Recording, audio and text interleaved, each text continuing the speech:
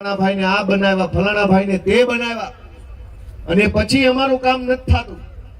મેં એમ કીધું ફલાણા ભાઈને બનાવ્યાના બદલે તમે કેમ નથી બનતા? તમે બનો. હું તમને બધાને વિનંતી કરું છું કે પ્રશ્નોના લિસ્ટ લઈને ફરતા રહેશો. કાગળ ઉપર લખેલા પ્રશ્નો, કાગળ એનું એ રહેશે, કાગળ આપવા વાળો એનો એ રહેશે, લેવા વાળા બદલાતા રહેશે, પણ કાગળનો પ્રશ્ન સોલ્વ નહીં થાય. કાગળ લઈને જે ફરે છે બધાને વિનંતી છે કે કાગળ મેલો, ચૂંટણીઓમાં આવો, રાજનીતિ કરો, ચૂંટણી લડો. એકવાર હારશો, કદાચ બીજી વાર હારશો, પણ ત્રીજી વાર આ વિસ્તારના સારા નેતા તરીકે તમે આગળ આવી શકશો.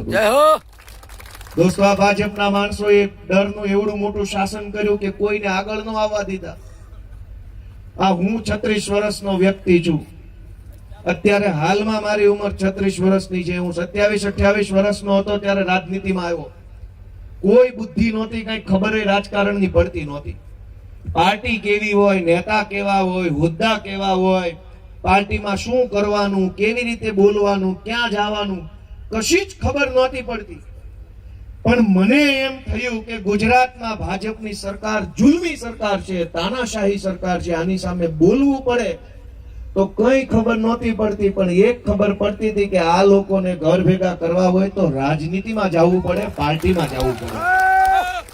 કઈ નથી ખબર, પાર્ટીમાં જવાની ખબર પડતી હતી તો ગયો. શરૂમાં હું છેલ્લી ખુરશીએ બેસીને મંચ ઉપર બેઠેલા નેતાના ભાષણો સાંભળતો. બધા બોલતા, આપણે જોયા કરતા, આપણને ક્યાં કઈ ખબર પડતી હતી.